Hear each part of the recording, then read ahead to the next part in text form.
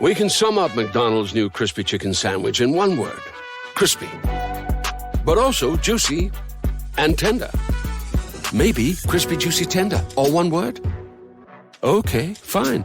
You'll just have to try our crispy chicken sandwich to understand it. Get a free medium fries and medium soft drink with purchase of any crispy chicken sandwich. Available only on the app. Ba-da-ba-ba-ba. Price and participation may vary. McDonald's app download and registration required.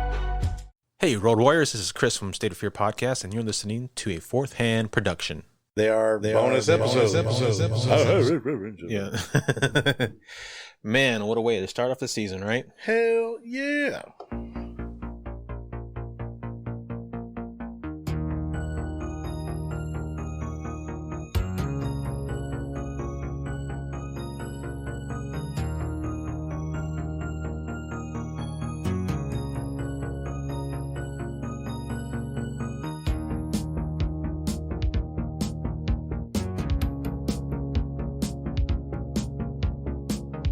And so, yeah, they're banging in the pool. There's a fucking orgy going on in the pool. Gotta clean the pool. Yeah.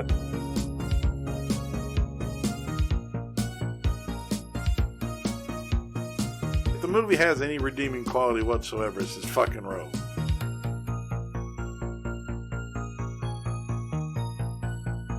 Crapulé. Crapulé. Crapulé. This whole story is crapulé. Welcome back to What the Suck Podcast Season 3. Man, it's been too damn long, brother. It feels like it's been a year, and it's only been a couple months, huh? Couple months, yeah. God dang, dude. I mean, so much has happened in those last few months, but it feels like so damn long. Yes, and we've been working on stuff for the show to tweak things a little bit and make things more interesting, a little more fun. Yep. For all you hoes out there. So welcome to Episode 1, Season 3 of What the Suck. I am your host, Chris, and with me is James, man. What's up? That's staying in the show. Hey, it's fine with me. I don't care. That's right. So, for those of you unfamiliar, shame on you. There's 2 seasons. Go back, listen to those, and then come back and listen to this, you fuckers. But basically, James and I started this show actually last year at this time, a little over a year ago. Yeah. Because we love horror movies. Love them. We love them. I mean, we love movies in general. Yeah. I mean, all genres. But we love horror movies most. And of that, some of our biggest guilty pleasures are bad horror movies. Yes. Shitty horror movies. And the reason that is because when you think about it, there's a lot of great podcasts out there. A lot of good horror podcasts, stuff like that. Fantastic shows. They go over all the good horror movies. Go over the good stuff. Yeah. But these old ones, these crappy ones, the forgotten, the hated, yes, the despised, whatever, it's about time that these get attentions. And that's what we're here for, That's exactly what we're here for. Absolutely. Yeah. We doing the last 2 seasons, we have found some really great gems that we would not have found otherwise because, while we do occasionally get together with some friends to watch bad movies, just in everyday life, we don't just go looking for them. Nope. And so forcing ourselves week in, week out to endure, find this movie. You got to use a powerful word, brother. You got to use a powerful word. Has led to some of the greatest scenes in cinematic history that we've ever seen in our lives. Yes. Yeah. And they're a blast. They are. And I mean, like I said, we started doing this together almost 10 years ago. I mean, geez, thinking about it, it's been with our paranormal group forever. We've been watching crappy horror movies and drinking and riffing on them and stuff like them. that. So we decided to turn it into a show. Yeah. And again, like James said, there are a lot of podcasts with about good movies, but none that I can find about bad movies. And they deserve love too. Absolutely. People put some time and heart and effort and some effort into these things, but I don't know, dude. I've seen some that are pretty questionable. Yeah, no, there are some that seem like they just were filmed on a weekend. Yeah, go watch Beaster Day from last season. That's all you need to know. That's our Easter special from last season. Yeah, check it out. You'll see what it's like when somebody just phoning it in. Oh my God, it's not even they faxed it in. They didn't even phone it in. Telegraph. There you go. So like I said, we're What the Suck. We have 2 seasons available anywhere you can find podcasts, so go listen. We have Instagram, a Twitter, and a Facebook, so go find us. Message us, tweet at us, tell us if there's any movies you think we should watch. Well, we probably won't. We got our own shit listed. Yeah, we got our own shit listed, but we're always looking for suggestions as well. Yeah, absolutely. And we also, for those loyal listeners who've been around for the last 2 seasons, first of all, welcome back. We thank you. We love you. Absolutely. Thank you very much for your support. Thanks for sticking with us, putting up with our shit, and it's about to get worse. Yeah. So go check out our Patreon. We have a Patreon at patreon.com/whatthesuck. Yes, we do. We are going to have a lot of cool stuff on there as far as like behind the scenes. We're going to have bloopers. We're going to have some live videos where you can watch us actually watch the movie and join in and chat with us. That is true. We will have giveaways as well. Yeah, that's a good one. Speaking of which, yeah, we got to roll with it. Yeah, we have a huge giveaway. So big giveaway. Let me back up a little bit. Normally, so when we started the podcast, we also started with the idea that we wanted to review movies that were on streaming services because we wanted to make sure that what we watched, our listeners can go and watch immediately. Yes. And there's absolutely no end in sight to these movies on streaming. I mean, none. There is an abundant source of shit out there. Way too much out there. So, but this season we want to do something a little different, kind of shake it up a little bit. So we have 24 movies for I'm not even going to take season. It that way. We're going to shake it up a lot, brother. Okay, a lot. We're going to lose our minds this year. We went out. James and I went out around Houston for the last few months, and we scoured the dirtiest, nastiest dumpsters we could find for the dirtiest, nastiest movies we could find. Now, that dumpsters. Cough shit's going to come through on my microphone. Oh, yeah, that's true. Good point. All right. Blooper number 1. For the dirtiest, nastiest movies we could find in these dumpsters. And a lot of times it wasn't that easy because some of these dumpsters were on fire because they were actual dumpster fires. So we had to put them out first, play firefighter, and then dig through and find the crappiest of the crappiest. And we have found 24 golden turds. We have, and it was not easy. He is exactly right. We go to places looking for these things. Yeah, you can find all the Friday the 13th. You can find the Hellraisers. The Conjuring, the Halloween. The glorious good ones. But finding turds on actual DVD is very hard. Very difficult. But since we found 24 glorious movies, we be watching all of these DVDs and Blu-rays this season. And then at the end of the season, one lucky listener will win every single movie that we watch from this season. Yeah, so the giveaway will be, as I mentioned, all the movies, as well as some goodies. We're going to throw some candy in there, some popcorn, maybe some, we have some merch. We have a merchandise store, by the way, at tpublic.com/whatthesuck. Yes, finally, we are glad to have that launched. And we also, where's the Patreon? Patreon.com/whatthesuck. Nice. So we'll throw in some stickers in there. I also have, I'm just going to show it on the screen right now. By the way, when I say screen, we have a camera. We have video. The video will be on the Patreon as well. Yes, it will be. So if you want to see the behind the scenes video, go to Patreon, subscribe. You want to observe perfection in action. Or at least perfection a good after 6 tries. A noble effort, yes. Now, how do they get that? Well, there's several ways. Yes. First way is reviews. So go give us a review, either of the show itself on any of your apps, Apple or whatever. Send us a screenshot at whatthesuckpodcast@gmail.com, and that review will get you an entry. Some podcasts or some apps I know also allow you to give reviews to specific episodes. Yes. So if you want more than one entry without purchase, no purchase necessary, find an app that lets you review individual episodes for every single, or go review us on multiple apps. Yeah. Every single review you send us, every single screenshot of a review you send us will give you one entry. It just depends on how bad you want it. Yes. So theoretically, you could get 3 easy entries by reviewing us on Apple, Podchaser, and like Stitcher. There you go. Now, on some apps like Podchaser, you can review individual episodes. So go review an episode, send us a screenshot of that, get an entry. Now, it doesn't just prohibited to movies this season. You can go back and you can review episodes from our last 2 seasons as well. That's right. It's And all send those- fair game. That's right. So We theoretically, want you to can give have you, we want to give you a good fighting chance to get it. It just depends. Do you want these movies or not? Yeah. I mean, really, you're going to get it. I mean, the stack's over there. Yep. It's a good stack. Now, It's a good one. if you subscribe to Patreon and you subscribe to either the second or third tier, the $5 or $10 tier, you will get an extra entry or 2 for every month that you subscribe. And he said it right. The 3 tiers, $1, $5, And $10. That's right. That is dirt cheap. Super cheap. And we're going to be putting all kinds of great content on here. And there's stuff you're not going to be able to get to if you're not on there. We want you to participate in the live episodes. These are going to be for I always say Patreon. He says Patreon. He's so Patreon. so civil. No, but Yeah. those are for Patreon only, and we want to make sure. And $5 ain't nothing.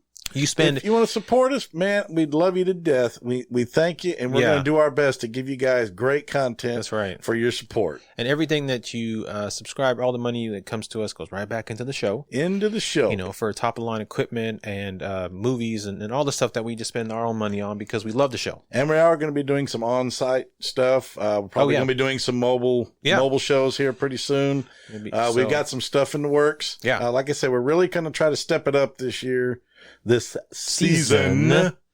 And once we do that, you will be pleasantly surprised with some of the goodies we got coming. Yeah. At least I hope so. So if you subscribe to the $5 tier, which is, by the way, I love the names that we came up with the tiers. So yes, the $1 is Killed in First Scene.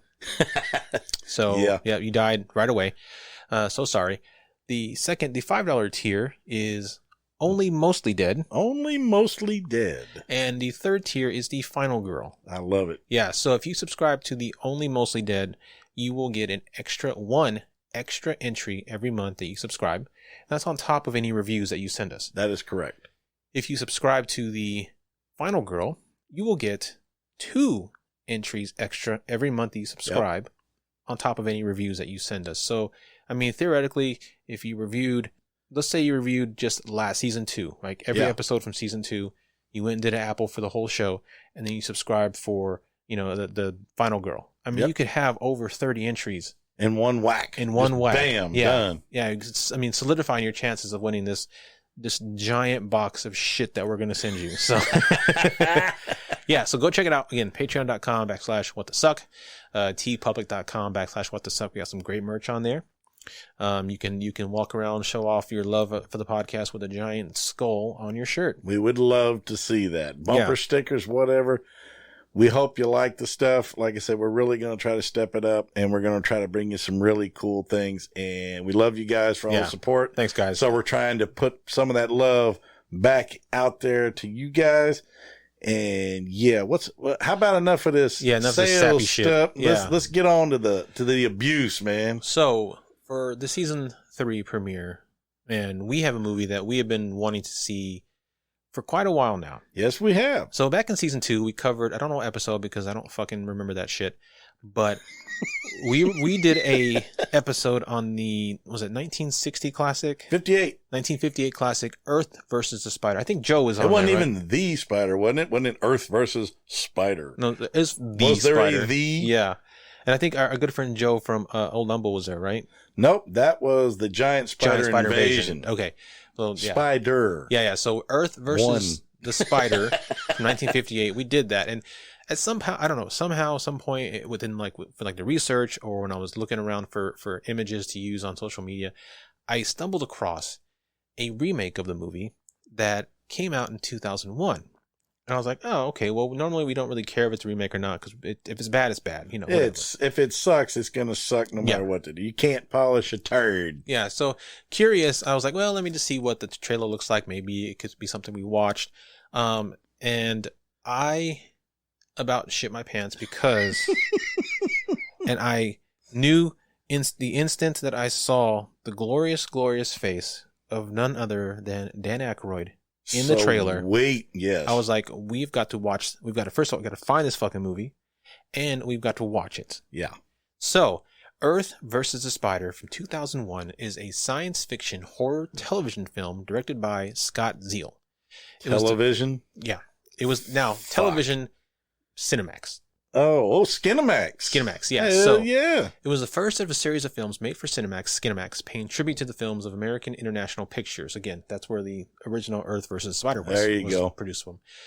The films in the series paid tribute, but they were not remakes of the earlier films. In fact, they were named after them, but they were different story. Like, for instance, that original was about an actual spider coming to Earth. They're just hoping that by 1958 to present that you forget all about the old name. Right. This one centers around a shy, obsessive comic book fan who gets injected with an experimental serum derived from spiders, which gives him minor superpowers, which sounds like Spider-Man. What the fuck? Yeah. Really? But as time progresses, more horrific changes occur, slowly transforming him into a grotesque human spider. Good. A detective begins to investigate when bodies start to pile up, covered in cobwebs. It's rated R for violence, nudity, gore, and profanity. All the best things you want in glorious. Yeah, so that means the infamous rescue titties are imminent. James, why don't you tell the new folks what the hell rescue titties are? Rescue titties. This is a term. As a matter of fact, I'm going to get a logo created for this and add it to our store. Yeah. I'm going to get someone who can actually draw to do it. But anyway, rescue titties are what I dub. You coined them. I coined that phrase in the first season because when movies are so shitty and the director is fighting to keep your attention, what do they use? Nudity, sex. Right, exactly. You know, so every time, like in the first scene or second scene when the movie's already taking a nosedive, here comes some big titty woman running through the damn camera. Rescue titties. All of a sudden your interest peaked again. All of a sudden your interest is peaked again. At least some of it. Yeah. Well, below the belt probably. Yeah. Yeah. But that's basically what it is.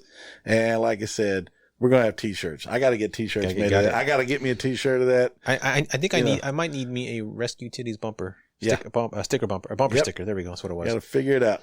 So the movie is directed by Scott Zeal, produced by Lou Arkoff and Samuel Arkoff. So a pair of brothers. Good job. The story is by Mark Crash McCreary. That's a terrible nickname. Crash. Carrie Solomon and Chuck Konzelman.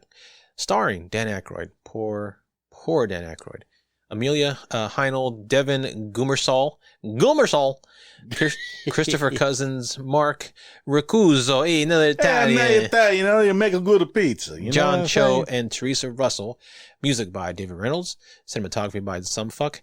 Production company by Creature Features Productions and distributed by Columbia TriStar Home Video. Released October 7th, 2001, with a slim running time of 90 minutes. I guess he had to release some kind of horror movie in 2001 to make up for the unfortunate bashing that Ghostbusters 2 took, which it shouldn't have. Yeah. I thought Ghostbusters 2 was excellent. I enjoyed the hell out of it. Yeah. But yeah, for some reason it got critically smacked around a little bit, I think. Yeah. But so had to do something. Another thing about the film is that the film was part of a series called Creature Features, in which all of the movies, the creature effects were done by none other than the Stan Winston studio. Yes. Stan Winston's a special effects artist who's amazing and has done a ton of films. Stan the Man Winston, yeah. Yes, sir. So unfortunately, not only do we have Dan Aykroyd attached to this thing, but we have Stan Winston. This might be too good for the show. This is something that tarnishes their IMDb and their resume, and they put at the very bottom. Yeah. Well, it depends. We're going to see. So let's take a look at what the hell? Did you hear that? We're going to see. We're going to see. So it says science made Quentin a mutant. Nature made him a killer. Yeah. Fuck Quentin. Earth versus the Spider is a terrifying horror thriller starring Dan Aykroyd, Teresa Russell, Devon Gummarsnall, and Amelia Heinel, and features special effects by the 4-time Academy Award-winning monster maker Stan Winston. Then at least maybe the visual effects will be worth the shit. Who also did Jurassic Park 3, Ooh. Artificial Intelligence, and Aliens. Ooh. Quentin is a nerdy comic book fanatic who spends his day working as a security guard at a biotech research lab and his nights at home dreaming of superheroes. When thugs ambush the lab, his partner is killed in the shootout.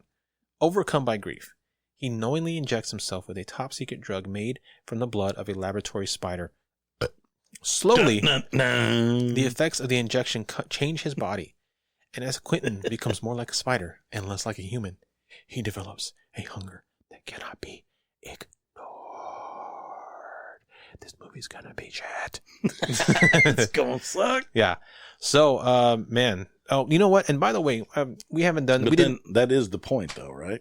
Exactly. It is supposed to suck. And we didn't do this much last season because we figured most people would know. But we are going to restart talking about our rating system because at least every handful of episodes probably will start throwing it in. So people who are new can actually understand how we rate these things. Because we got sick of reading the shit. Like, yay. Look, after like 35, 40 episodes, people who are the fans, they know how we rate the shit. We literally have 50 episodes, 50 shitty horror movies under our belt so far. I mean, look, we love shitty horror. Okay, all these movies were made by people who were, at the minimum, mildly passionate about them. Yeah. So they all deserve some love and at least one viewing. But we have devised a rating system to dig through the large pile of shit in hopes of finding the golden turd. Yes, and they are rare. I will say that. They are very rare. Now, 1 out of 5. Now, also, I got to mention, we rate by shit emoji turds. That is correct. Turd emojis. We do it by turd emojis. Those of you who follow us already know that. Yeah. But those of you who are new. It's a reverse scale, too. It's reversed. 1, go for it. So 1 out of 5 turd or shit emojis, whatever you want to call them. These are the new classics, and they are the best of the worst, and so bad they are the good ones. You will get countless enjoyment out of these. Yes, these are the great ones, like the wonderful Jack Frost, Hobgoblins. The Hobgoblins, stuff like that. Yeah, definitely. The 2 out of 5 are almost as bad as ones, but not enough where it counts. So watch these only with friends who really enjoy shitty movies. Movies in this category are best watched with a group who like to riff or play a drinking game. And I'm going to tell you what, that is a hell of a lot more fun than it even sounds. Hell yes. 3 out of 5 are the ones you'll watch only if you have nothing better to do, but you'll prepare to drink heavily while watching, though alcohol may not be enough, and these may require some sticky icky. That's right. You got to hit that blunt full of skunk. 4 out of 5 are the ones that are so strange that you may not want to see them more than once, but you at least want to share your misery with some friends, especially those who wronged you and you want to make them suffer. Or them bastards owe you money. That too. 5 out of 5. These are the Fica de la Mater, the worst of the worst. Only bring these out on special occasions. Let's say your friends are not adhering to social distancing, or you are stuck in an apartment with your ex because they won't move out, even though it ended 4 months ago. Well, show movies from this rating category, and they will run screaming from the building. Yes, they will. Or you can just throw them out the fucking window. That too. When finished, it's best to forget you've ever even heard of it. It needs to be erased from your memory, possibly by blunt force trauma. And now that Chris has most eloquently delivered our rating system, yes, I am going to conclude with the particular topic. Yes, I was hoping so. Yeah. That this is a category all on its own. Super rare. That was actually created on the fly. Yes, it was. This is like the most rare because, like I said, the point of this show, we have said many times before, is we want you to actually watch these movies. Mm-hmm. We don't want you to sit there and go, oh God, this, that, and that sounds like shit. I ain't watching it. I have had lots of feedback online from people saying that because of you guys, I actually want to go see this movie because it sounds incredibly horrible. Nice. And that's great. Yeah. We appreciate that. Mm-hmm. But this particular subject, there ain't no damn subject. It's a rating system category. But this particular rating is beyond all. This is what we call the golden 6 turd rating. Yeah. If any movie we review garners the 6 turd rating, mm-hmm, it is then and only then that we have deemed the movie not to have any decent horror value or just plain value at all. Yeah. As a matter of fact, I think we saw one the other night. We were watching a movie. Oh, yeah. And it was total garbage. Let me tell you something. We saw this movie. It was only an hour long. It felt like 5. It was so bad. We will be putting that review up on the Patreon. Yes, we're actually going to do it, and we're going to take. Yeah, we got to slam that one. It's going to be a special little side episode. But go on. But if you get a 6 turd rating on any movie we watch, 6 out of 5, that means you're a -1. Except the poor person who's going to win all these glorious movies at the end of the season. Yeah, we recommend you steer clear. Never watch it. Don't waste your time. No, because it's horrible. Like I said, crappy horror is beautiful, right? But when it has no value whatsoever. There's no redeeming qualities to it. That's a 6. And we can't recommend it.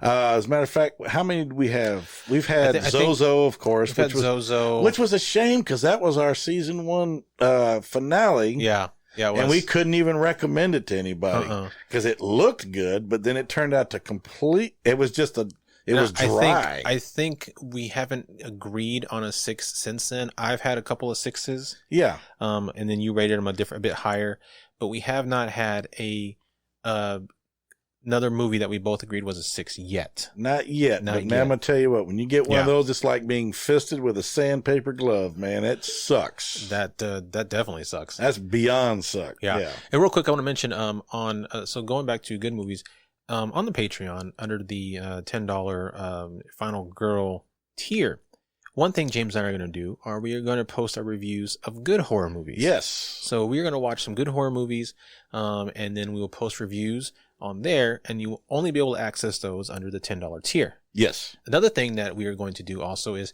my good friend James. He if you haven't listened to State of Fear or some of the show, you do not know that my good friend James travels quite a bit. He loves a vacay. He loves to go out. He goes out.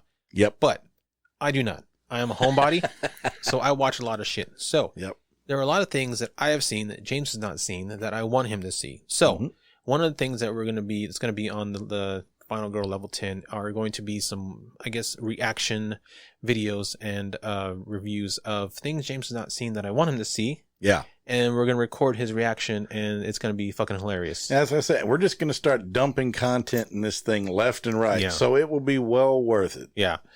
All right, buddy. Well, what do you say we get into the review of this movie, man? I am dying to, I'm man. glad to be back. I've been waiting to hear this movie. I'm ready to be back. Let's do it, brother.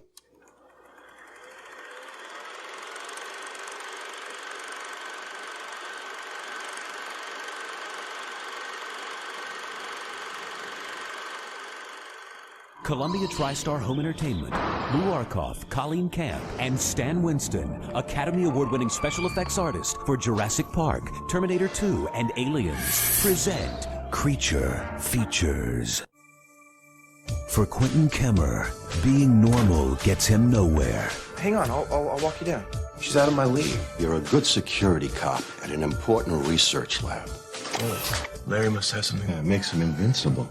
I wish I could do some of this stuff. Spiders like their prey alive and kicking. Being nice is no good. You guys, just back off. Or what? I'll call the cops. You don't have to stick up for me. And being good isn't good enough.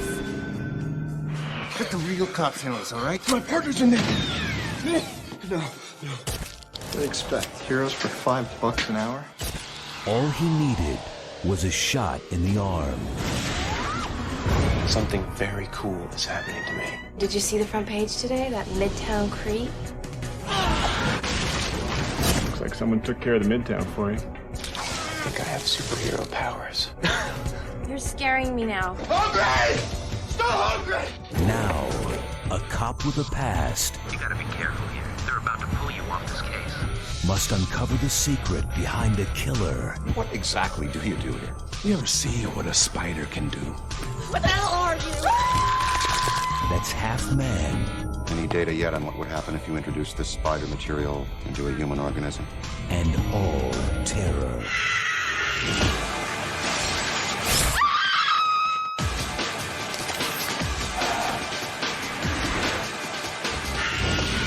Dan Aykroyd, Earth versus the Spider.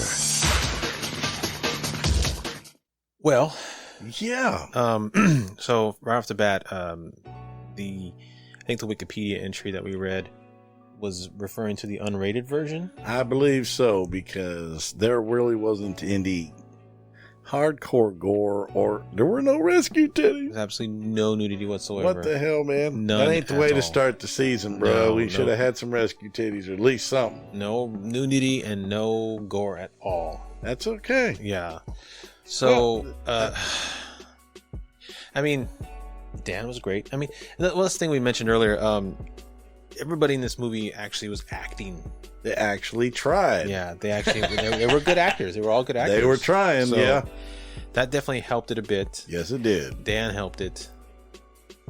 So, movie starts off with what's his face, Dick Cheese. Quentin. Yeah. Another damn Quentin. Mm-hmm. So actually, let's go back. It starts off with the title very much reminiscent of like the Maguire Spider-Man movies and like the old Spider-Man cartoon where it's... Yeah, I'm saying, there's got to be at least 12 or 13 lawsuits around this movie. Yeah. I mean, either that or he paid for some rights or he paid somebody off, because there are a lot of similarities. I have to admit, the starting was cool. The music was cool. The music was very cool. Yeah. And I was sitting there going, you got to be joking. I mean, it was... I was like, oh my God, this is a blatant copycat. There's a lot of comic scenes, a lot of comic book splashes and stuff in the intro, and then we're introduced to Quentin, our not even hero. He's just the main actor. Fucking douche is what he is. Yeah. Yeah, and the main douche. He lives in a shitty apartment, has a shitty job as a security guard, but has an awesome dog. Has an awesome dog, and has a neighbor that he's in love with. And the dog's name's Thor, which is cool. Which was very cool. Yeah, he's a good-looking little beagle. Yeah, and so he has a shitty job as a security guard at this laboratory where they do like experiments on like chemical experiments on like insects and shit. Yeah, and nothing can go wrong doing that. Right off the bat, I mean, he obviously he's in love with his neighbor, but he's too much of a pussy to do anything. But the neighbor obviously has something for him, and is like him as a comic book nerd, because they start talking comics while they're heading out for work. Yeah, her with her what would I say? She looked like Jan from Grease with the bangs and shit. Mm-hmm. And the buck ass teeth. So on the way out, they're harassed by these two Lenny and Squiggy wannabes, these lower rent Bulk and Skull characters who harass him, and he can't even stand up for himself. Like, she stands up for him because he's such a fucking pussy. Yeah, he's like, when I'm walking away, he's like, I think for me, I can look like a fucking bitch. Like a punk ass. Yeah, so then he gets to work, and he goes to a comic shop on the way to work because he's a fucking loser. And what's his name? Cho? John Cho. So John Cho. That's where John Cho works. Mr. Harold Lee, Mr. Sulu, is the owner of the comic shop, and he also lives there. And so they're talking about the newest Arachnid Avenger statue. The Arachnid Avenger. Anyway, so they're talking comic bullshit, whatever. So then he goes to work finally. That's not a ripoff. No, not at all. It's definitely not a Spider-Man ripoff. Well, he's got like 4 more arms. So he goes to work, and he's a security guard with this old man who looks like a bug. This dude, this bug-eyed old bastard. I mean, real nice, but holy shit. I mean, so throughout the movie, we were not only quoting like references to like other insect movies or Spider-Man movies or whatever, but we were also quoting like Ghostbuster lines because of course him. And I just realized we missed the opportunity to quote a great line for this guy. I told him, look, man, you stop staring at me, you got the bug eyes. Sorry, I'm sorry about the bug eyes thing, but damn, this dude's like looking in 4 different directions. Looking for a brew unique to you? Find it at Kroger. Discover distinctly different chameleon organic ground coffee with flavors like Guatemala and Dark and Handsome. They're so organic, so sustainable, and so good. Visit Kroger today to get yours. Switching to Geico is a good idea, especially when you consider everything. First off, Geico makes it easy to switch. They have licensed agents available 24/7 online or over the phone. But if it's so easy, you might start thinking everything is easy, even big wave surfing. And it's not. It's actually quite difficult. Well, if you switch to Geico, you could save hundreds on car insurance. And you could keep saving by bundling your motorcycle, boat, and RV, plus your home or renter's insurance.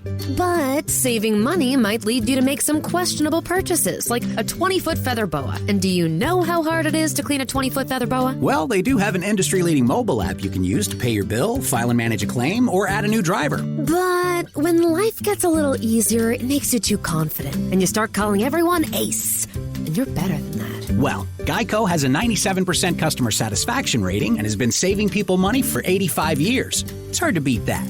But you're right. Switch to Geico. It's obviously a good idea. So he reminds you of Igor from Young Frankenstein. Marty Feldman. Yeah. Yep. Yeah. But the other funny thing was that It's a scene where the two security guards walk down the hallway and Quentin's telling Bug-Eye about the girl, whatever, and they're doing their rounds. And okay, so this is supposed to be a medical laboratory, some high security facility. Yeah, they're doing classified experiments. There are doctors in lab coats walking around and shit, and the two of them are walking around with a clipboard, and they literally go to each door and just open the fucking door, look in. There's no badges. There's no security locks. No nothing. None of the doors are locked. No. They just walk in, look, close the door. Every single door that says laboratory is not fucking locked. Yeah, that's so. And they and supposedly all this high level shit. Yeah. And then you get a look in the lab, and they're stabbing these spiders with these huge freaking needles. Yeah, huge. So they got a bunch of tarantulas in there, and they're stabbing with this fucking syringe and this Kool-Aid bullshit. And they're injecting them with stuff that would make them pop. Yeah, I mean, they're injecting enough of this liquid it would make the little damn spiders explode. But that's way too obviously much. not. So then, while they're as they're ready to close up or whatever, or they're ending their shift, all of a sudden they get hijacked, they get robbed, they get hijacked. Like two guys come in. This idiot shows up out of nowhere. Two guys come in and like rob the place. Yeah, I think what it is, you see the guy accost one of the people in the hallway and put him at gunpoint, takes him in the lab. Yeah. So the old guy goes after him, and then somebody jumps the old guy. So Spider Boy wannabe here. Yeah. No, yeah, so what happened? Yeah, so he goes in to try to help him, but then right before he goes in, the cops show up. The cops show up. And he gets he gets the typical disrespect. Let the real cops handle this shit and all this. And then the cop gets pissed off because they start shooting up the fucking place. His partner gets killed. Bug-Eye gets killed. And the cop punches him in the face and blames him. And he's kicking him and shit. So everybody gets killed in the fucking room. Everybody did, except for Quentin and Dick Cop. But this wasn't killed by the monster. These are just robbery. This is like a robbery. So we're not going to count these as our kill count because no, you can't. You can't. They're not killed by the monster. No. So, but I mean, granted, you're like less than 20 minutes in and someone dies. Yeah. Doesn't really count though. So then we're introduced to Dan Aykroyd because he's Detective Jack Grillo. And so after the thing, the cop comes up to Quentin and is like pissed because his partner got killed and starts beating the shit out of him, and then Dan has to come in and stop it and say, "Get the hell out of here, you piece of shit! Bait it, dickwad!" Book him, Dano. That's right. And so again, in the background there's a photographer and a stupid reporter. The reporter's wearing a hat. He's wearing a fedora. Glasses. Okay, so it's an obvious Clark Kent knockoff. See, I also thought it was also like a wannabe ripoff of what's his face from Batman '89, the reporter that hooks up with Bassender, Robert Wall. Oh, okay. Yeah. But this all supposed to take place in the current times in 2001. Okay. Yep. But the fucking reporter's wearing a fedora. Yeah. It has a 50s feel. Yeah. The photographer has a big ass fucking camera with a flash bulb on it. Those ones that give you cancer. Yeah. Oh shit. And so after Aykroyd gets the Dick Cop out, the cameraman and the reporter are walking closer to Quentin, and there's a spider that escaped on the floor, and the reporter goes to squish it, and in a very, very terrible effect, the spider flattens but then pops back up, springs back up, and keeps walking like, you ain't got shit for me, bitch. Very, very bad. Just keeps 3D on walking. effect. It's horrible. Yeah, and that's where we're introduced to the fact that these spiders are genetically modified. Yeah. And while that's happening, after that, everybody fucking leaves for some reason. It's a crime scene, but everybody fucking leaves. There's no tape. Yeah, fuck it. No, everybody's dead. Screw it. We're out. The cops are letting the reporter and the photographer walk all over the evidence and shit. Yeah, there's no crime tape, nothing. And then they all fucking leave. And so Quentin's there by himself in the laboratory room. The arm with the syringe is going crazy back and forth, whatever. And Quentin, because he's a dumb fuck, gets the brilliant idea of letting this mechanical arm inject him with about a half a pint of this untested fucking jizz juice. With this radioactive Kool-Aid. Yeah, radioactive Kool-Aid. And so he lets he lets it inject him, and then he goes home, buys 10 bags of ice, and passes out in his tub covered in ice. Passed out in the tub. Dog just sitting there looking at him like, you dumb son of a bitch. Yeah. So then I'm hungry, fool. The neighbor comes home, walks in and sees a dog, and then follows the dog into the bathroom, gets in there. He's not in the tub, turns around, jump scared, cheap jump scare. He's not behind her for some reason. So then she cleans him up and fixes him up, whatever, and then they have a little scene about, blah, blah, blah, whatever. He just wants to get in her pants, but he can't because he's a fucking pussy.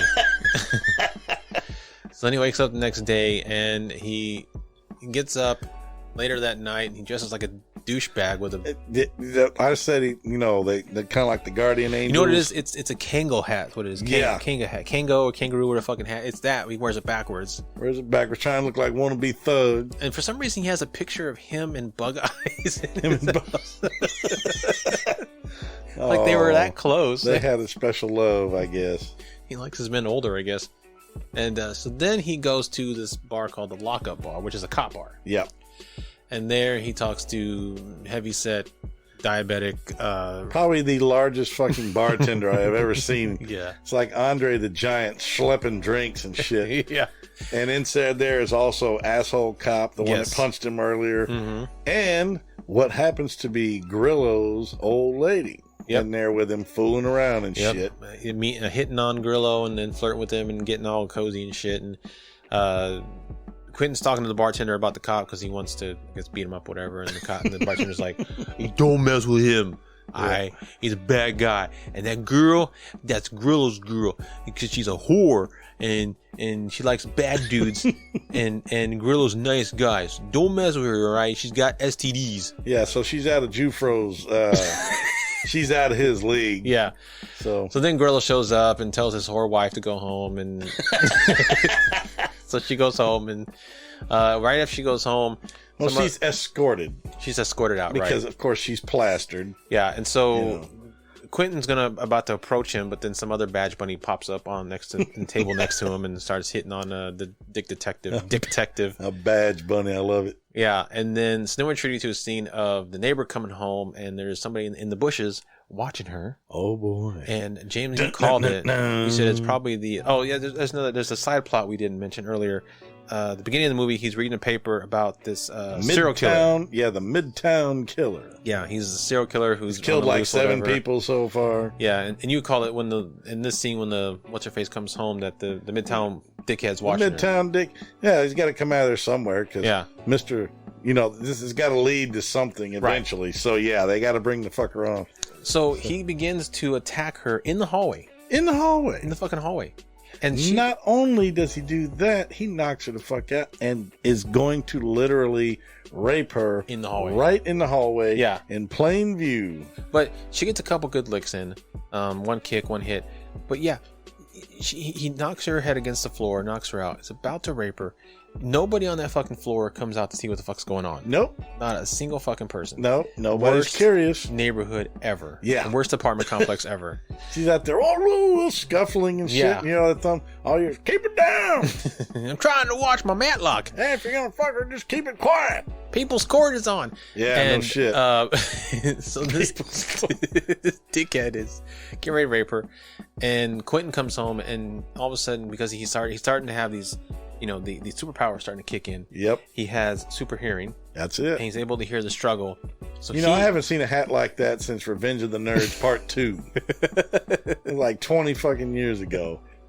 So then he runs up and he sees the guy about to do it. So he ends up pushing him so hard that he flies 80 feet back. It's awesome. In a straight line.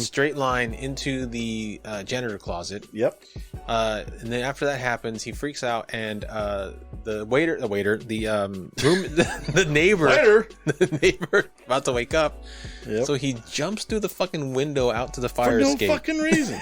He just jumps through the goddamn window. He could have just went out the window or just walked down the fucking stairs. They're right there. Down the stairs and he went. They were right there. I'm going to be stupid. Da-da-da-da. So he jumps down doing really stupid effects, and his arm is looking like a really bad tattoo. Because what it is, that formula is starting to race through his veins, so it looks like a tat. Yeah. It does. It looks tracing all his veins and stuff, and that's what everybody keeps saying. Oh, it's a cool tat, man. Cool tat. So then, what do you call it? The gorilla goes home and finds his whore wife asleep on the couch. And then the cuts to you gotta put that in front of me, because that ain't she ain't nothing but a hoe. She's a alcoholic whore. Yes. So then it cuts to Quentin. He can't sleep. He's tossing and turning. He's getting hungry. He can't sleep. And then it cuts to the next morning. He's reading his comics because he's a fucking nerd. And he's got a copy of the paper. Midtown killer killed. The world is saved. Blah blah blah. Hooray! Now let me talk about. I collect comics. Like comics. Yep. I read them. So I'm not saying that he's a nerd because he reads comics. I'm saying he's a nerd because his method of researching what's happening to him is fucking comics. What do I do? What do I fucking do? Comics has the answer. Yeah. So then he's talking to his neighbor next morning, and they're heading to the basement to drop off some shit. And they run to the lower rent Lenny and Squiggy again. Oh, yeah. And this time he damn near breaks his fucking face. He puts the mandible claw on him, man. Yeah. Locks him up. Quentin puts the mandible claw on the dude with the hat and damn near breaks his face and tells him to get out, and they run scared. Literally his face. Yeah. I was thinking he was going to cave his fucking jaw in and shit. So what happened, let me a little bit detail. The dude, the dickhead in the hat, the douche in the hat, he sees them coming down and they're carrying boxes, and so he makes this stupid ass, not even funny comment. It's like, hey, can I get in your box? And then he does the V thing with his hands, where he's pretending he's like looking. So he's got his fingers and he's got his tongue in between his fingers, and then that's when Quentin grabs him like that. Quentin's the only one whose name we know here. Yeah. We don't know anybody else's name except Dan and Grillo. Grillo. Yeah. But when he had him, I guess it's not important. I thought he was going to squeeze his hand so hard that he was going to use his own fingers to cut off his tongue. Yeah. That'd have been cool. That'd have been awesome. They didn't do shit. No. So then they go to the basement. Didn't even crack his jaw. No, nothing. No. He just So then they go to the basement, drop off their shit, and then the next scene is him sleeping, and he's all happy because he talked to his girl because he's finding a pussy. But then it cuts to I like how he just breezes right through that. Cuts to Quentin back to at the comic shop, and gloriously they are on the TV is the 1958 Earth vs. Spider original. Yeah, that we actually reviewed in season 2. So he's watching the original that this movie is very, very, very, very, very, and I don't even know how. Very, very, very loosely based on. And so far, there's nowhere near. No. But nowhere near that. No. So, by the way, I gotta say, John Cho's character. I love John Cho. I think he's a great actor. Yeah. But his character in this movie, it's like, I feel like it's what Harold Lee did before he was an accountant in Harold and Kumar Go to White Castle. That's it. Because he sounds like Kumar in this movie. Yep. But it's John Cho. So anyway, knows? So then Quentin's upstairs and he's having flashes and all this shit's happening to him because his body is changing. And then it cuts to him hovering above. By the way, the motherfucker he has a bed. Yeah. But he sleeps. He sleeps in a hammock. In a cloth webbed hammock. It's a web hammock. Yeah. Ooh, dum. Then he wakes up. He's hovering above it. And he wakes up and he's got a fucking strand of fucking web coming out of his chest. Out of his chest. And it's attached to the ceiling. Not his arm, because they can't rip that off. Can't be in the arms. Maybe if it had came out of his dick, it would have been hilarious. It should have come out of his ass if it had been more anatomically correct. Yeah. Or something, exactly. So he's starting it comes to out of the middle of his chest. It looks like he's got an asshole in the middle of his fucking chest. He's glued to the thing. He finally breaks it loose, falls the fuck down.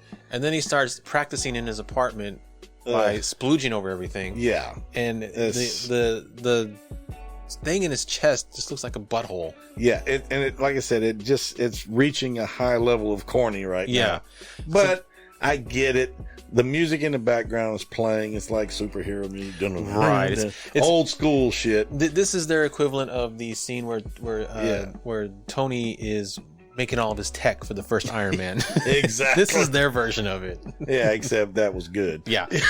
So then he decides he wants to practice on a moving target, and he fucking splooges his dog. Yep. And then as he goes to release him, he starts getting really hungry and realizes he's about to eat his fucking dog. And James and I are like, don't eat the dog. Don't eat the damn Don't eat the dog, man. If I ate the dog out, I put my foot through the screen. But thankfully, he runs out of his apartment and he runs down, ends up at a grocery store or a convenience store. And for some fucking reason, in this convenience store, it's open for business right now. Mm-hmm. There's no customers, but it's open. Yep. I don't know which one of them works there. Probably the dude. But in the background, while Quentin's in there freaking out, you hear in the background a girl saying, please stop, please don't stop. And the guy's like, I'm gonna rob you.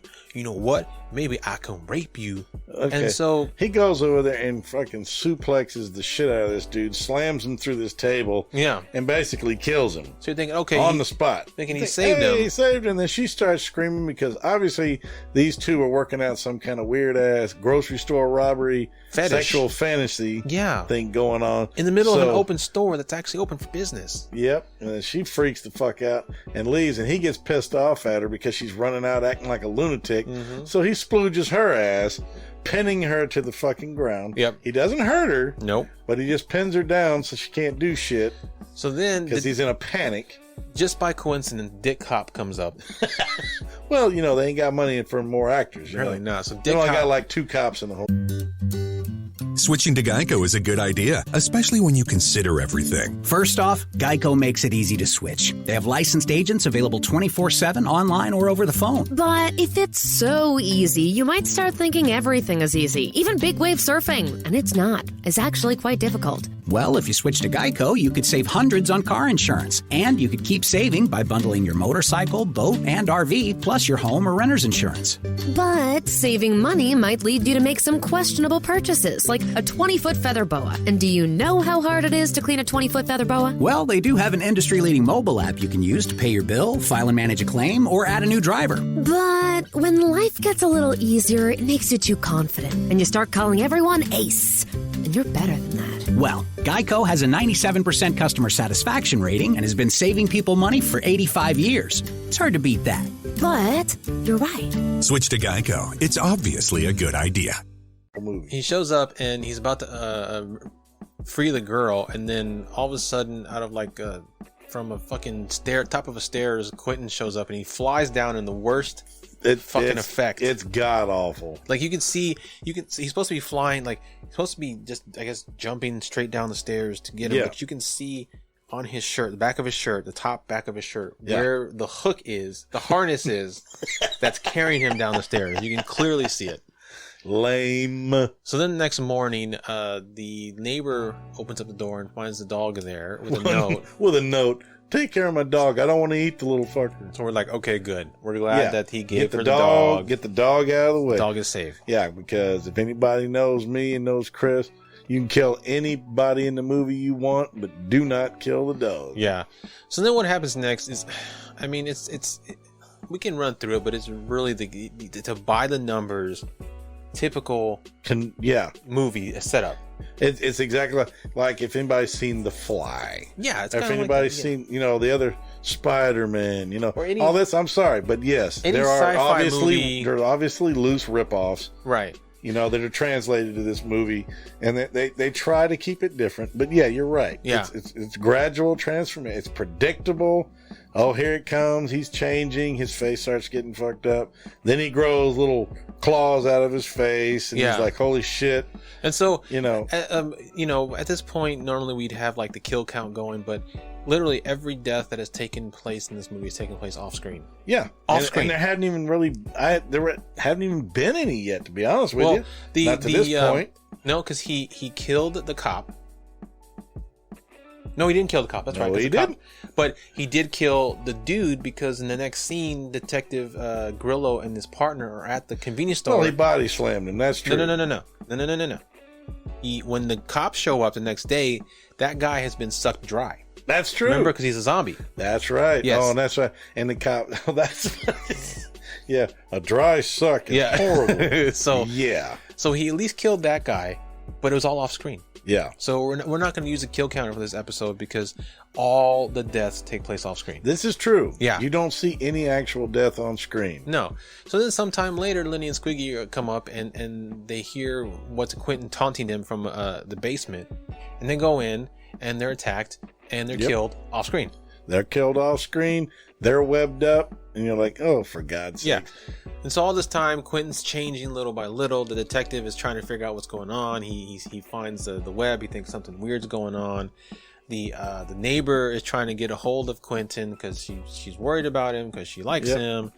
And then Detective Grillo comes home after Quentin gets the detective, comes home to find his whore drunk wife upset because her lover boy is gone. Lover boy is gone. Yeah, and he's like, I don't know where he's at. Fuck off, bitch. Yeah, exactly. She blames him, of course. And so he leaves. He gets a sample of the web and he takes it off. He sends it off because he's trying to investigate. Yeah, right. He's like going back after. He's starting to try to zero in on Quentin here as a possible. And then we get this really great scene where we're at the comic shop, middle of the night. Yep. And John Cho comes out of the room because he heard a noise, and he comes out saying, "I'm gonna call the cops." And he's got a lightsaber. He's got the Darth Maul lightsaber. He's only got one side lit. Yeah. But he's got the lightsaber out. It's pretty fucking great. It is hilarious. Yeah.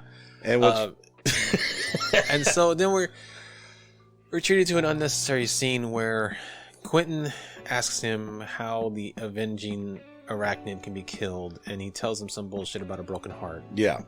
But then he also pays him the money for the shit that he bought earlier in the movie, or he tried appropriated. To buy. Yeah. Yeah. And then he says, "You're a good friend," and he takes off. Yeah. Yeah. He didn't hurt him. No. Completely unnecessary scene. Because he's trying real hard not to hurt anybody. Right. But the spider part of him is taking over. Exactly. So then we get another scene where so we cut to Detective Grillo has come back to the apartment and gone down the basement and finds like 8 people webbed the fuck up, including his partner, including the cop, the dick cop, the one he doesn't like, who's still alive. Yeah, but tells him to kill him because he's in pain. But he turns around and he's like 8 different people already webbed up, dead. He's looking around, and then his wife shows up because she's in the car. She's been following him, and she goes down there. And Dick Cop actually kills himself. So once again, does not count as a kill count. No, not on screen. And it's off screen anyway. So, yeah. So then she gets taken by Quentin and taken down an alley, and Grillo chases after them and scares him off. Yep. And while he's attending to his wife, we cut to upstairs where neighbor is coming home, and she's trying to get in her apartment and she can't because she's an idiot. And then all of a sudden Quentin appears, and when he appears, she turns and looks at him, and then all of a sudden 4 arms grow out of his back. Oh God. Yeah. And the CGI part where they grow is fucking terrible. Yeah. But then after that they become practical effects, and they're pretty fucking awesome. They're not too bad. Yeah. Actually not too bad. Yeah. So then he what the fuck does he do? Does he attack her or no? I can't remember. Because he killed, he took out Grillo's wife because she eventually dies of her. Yeah. I guess he was drawing fluid out of her or something. Right. And so he ends up kidnapping his neighbor, and so Grillo goes upstairs, finds the neighbor's gone, and then runs back downstairs to find her is it in the basement that they go to? Where do they go to? Oh, across the street. There's an empty building across the street that he's taken her to, and he's webbed her up completely. Yep. And he's like outside somewhere. Yeah. He's got like in an alley. It's like an old building or something that's all torn down and shit. So the effect of her web is absolutely horrible. The web is all CGI. It's horrible, but it's kind of hot. I mean, well, just because her legs are spread apart, you perv. And so, but we also have to mention that we made fun of her fucking hair the entire time because she had these horrible bangs. Yep. And then at one point she had the bangs off to the side with like a barrette. Yeah. And like a fucking comb over, like you said. Yep. So then finally the last scene where she's all fucking strewn up on the web. She actually looks kind of good. Her bangs are gone, gorgeous. And it's not pinned down. Looks good. She actually looks good. Yep. But then we're treated to a scene where the detective comes face to face with Quentin, who's fully transformed. Yeah. And it looks awesome. It does. These are Stan Winston's monster effects done right. Hey, and I'm gonna tell you what, I was not disappointed. No, he's got these mandibles, and he's got these 6 other eyes that like one's big and the rest are small, and he's got like these arms and his teeth and it's just everything looks really great. He almost looks like a spider predator looking thing. He does. It's freaking awesome. Yeah. So then he tells the detective to kill him because he doesn't want to kill his neighbor, and the cop's like, "No, I'm not going to kill you." So then he gives him no choice, turns around and he flies like a fucking fly, not a spider, a fly at the web. And he doesn't shoot any web to do it. He just jumps. Floats. He just jumps and flies. He just floats. And so right as he's flying to get the girl, the cop shoots him like 6 times or whatever. Yeah, Ray empties his 9 into his back. Yep. And then or whatever he's got there, 45 or whatever. Quentin dies, and again, you don't see any blood. And the gore. makeup effects in these last couple of scenes are spectacular. Yeah, they're really good. They're absolutely spectacular. I mean, then he goes limp, dies. Movie's over. We didn't get anything good like that the entire movie. No. Like all the makeup effects they did of him transforming were just like his eyes slouching, or like they had his mandibles came out of his mouth at one point, but they were fucking CGI. It looked like shit. Yeah. At one point his hand CGI's into a spider hand, but it looks like a fucking pig hoof. Yep. Which I mean is the practical effect it's fine, but it's not anything, spectacular. Yeah. It's not until he gets full spider form that it's fucking awesome. Yes. Yeah. So then the scene transitions and we're in the comic shop and we're looking at the Avenging Arachnid statue that Quentin had bought from his friend. Yep. And off screen, John Cho is telling somebody who gives a fuck because he can't see him. And I say, "No, I'm sorry, that one's not for sale." Camera pans over. Yep. And we're treated to a statue of Quentin as the spider. Which you actually said came with the special edition. Yeah, there's a special edition of the movie. It's like $300. Wow. That comes with a DVD and then the actual statue of Quentin as a spider. Figurine of him as a spider. Yeah. And it was actually pretty freaking badass. It was cool, very cool. But he says, "No, sorry, that's not for sale. That's my friend Quentin. That's Quentin. He's my friend." And then it fades out, and that's the end of the goddamn movie. That's it. Yes. So no titties, no nudity, no gore. Every kill off screen. Yeah. So we're not using the kill count. Nope. Dan Aykroyd was great. Everybody was great at acting. Well, for the most part, there were a couple people who were pretty shitty. It felt very watered down. Like you said, we needed the unrated version. Yeah. Because it was watered down. Yeah, it's very watered down. Yeah. It didn't have the impact. I mean, this could have been shown on television. Oh, yeah, literally. Absolutely. There was no regular TV. No reason for this to be on Skinamax. There wasn't even a whole lot of cussing that I remember, to be honest with you. No, I don't either, no. But I mean, we cussed more than the movie did. Yeah, as you mentioned, it was just entertaining enough to be fun. Yeah, but it's not fun enough to be entertaining.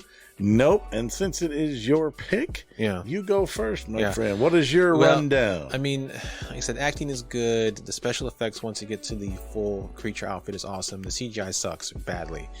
The story is completely stupid. The script is it wasn't even like they had a script. They were just like told, okay, say some lines and that's it. Yeah. Characters were all just stock standard characters. Everybody was one dimension. Yeah. The dog was great, of course. Oh, the dog's always great. And of course, so I'm gonna have to go with a 3.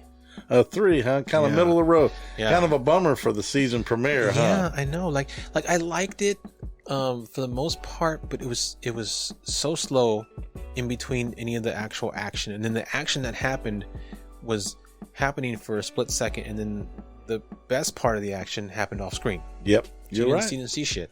And so it's just like I'll probably watch it again with some friends, but like I'm not gonna rush to watch it again. Well, what we need to do is find the unrated version. Yeah, and maybe do that as a special episode for our Patreon, maybe, or maybe a revisit or something. Who knows? I don't know. Maybe we'll do it at one of our live events. Yeah, very possible. What about you, buddy? Okay, well, I thought the acting was deliciously corny. Okay. Very corny. I love the background music. The build-ups and stuff like that. I love the comic splashes. I love the whole theme. It was an obvious ripoff. I'm sorry, it was. A lot of shit was borrowed. I don't know how much they had to pay people to use some of this stuff, even the premises or the ideas and stuff like that. Right. Practical effects were pretty damn good. Okay. Especially the monster at the end. Yeah. Wasn't enough to pull it up real high for me. No. Script, corny, but decent. It was well acted. Decent, huh? It was well acted. Yeah, it really was. That delivered it. See, it could have been a lot worse had it not been delivered, as good. I mean, if Aykroyd wasn't in this, I would have given like a 4, but Aykroyd knocked it up a notch. Okay, but I'm going to have to agree with you for what it was and what we didn't get because, like I said, we watched the watered down version, which we were unaware of, obviously. I'm going to go with 3 turds as well. Okay. Drink with it. It's Yeah, watch it if you have nothing else to do. It's really, I can't be mean to it because of the effects. Stan the Man did real good on Monster. Yeah. But it might be good with some sticky icky, but I mean, if you have nothing else to do in movies and you haven't, then the problem is that, and this is going to go back to our contest. This movie is out of print, so it's hard to find. Yeah. So unless you want to pay $40 for it, you can't rent it anywhere. Yeah. There's no streaming service that it's on. You can't rent it from Amazon or whatever. So you have to buy a physical copy of it. Absolutely nuts. Yeah. And the fact that, like I said, it's unrated. Like I said, I'm betting if we watch the unrated version, that may pull it to a 2 or even a 1, perhaps. Maybe depending on the content. Yeah, it would have to have all the gore would have to be there in the unrated version. Yeah, you'd have to see all the off-screen kills. Yeah. You have to see him sucking the fluid out of his victim. Spider shit. Yeah, spider shit, exactly. If he's going to be a spider monster, you need to see the spider monster kills. Exactly. We did not get any of that. Exactly. But it didn't suck bad enough to garner a 4 or 5. No, it did not. So, middle of the road, definitely. I think it had just enough charm to make it a 3. Yep. Yeah. Absolutely. All right, bud. Well, why don't you tell the fine folks at home where they can find us and all the fun stuff we have going on. All the great stuff. All right. Well, folks, you can find us on the fourthhand.com network, along with our sister project, State of Fear. You can find us on Facebook, of course, The Big Evil. We are on Instagram, and we are now on Twitter. We got back on Twitter. Yeah, we did. We're also going to be running, we have our Patreon is up. Yep, patreon.com/whatthesuck. Yep. All one word. All no one dashes. Word. No dashes, yeah. And we also have the tpublic.com/whatthesuck, which is our merchandise store. Merchandise store. So if you want some good, cool merchandise, go there and get it. That's right. Check out, other shows on the fourthhand.com. If you're there, there's lots of great shows, lots of great people. Man, this was fun, and I am glad to be back doing this. It was way too long overdue for sure. Yeah, I got too much, anger corked up. I need to turn it loose on some of these damn movies. Yeah. All this lockdown shit's got me aggravated. Yeah. All right, buddy. Well, then I guess we will head out. And this is, I forgot about our damn outros. So this is Chris, and I will see y'all at the next Suckfest. That's right. And this is James. And if it ain't on What the Suck, it ain't shit. See you guys.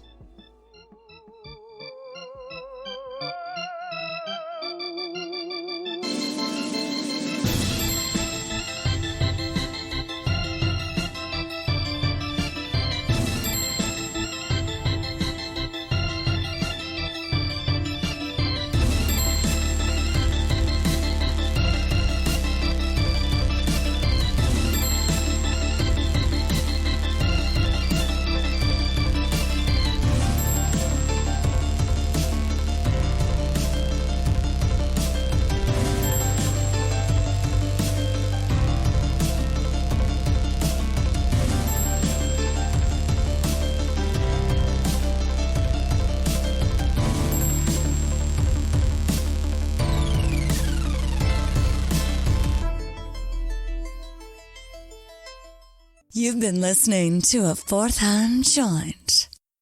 Looking for a brew unique to you? Find it at Kroger. Discover distinctly different chameleon organic ground coffee with flavors like Guatemala and Dark and Handsome. They're so organic, so sustainable, and so good. Visit Kroger today to get yours.